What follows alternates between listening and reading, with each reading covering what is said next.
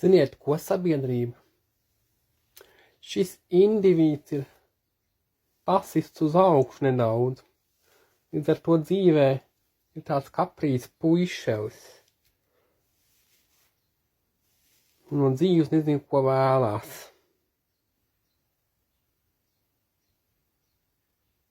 Tā pa novirs bija tāds. Es vēlos būt popstārs mūzikas jomā.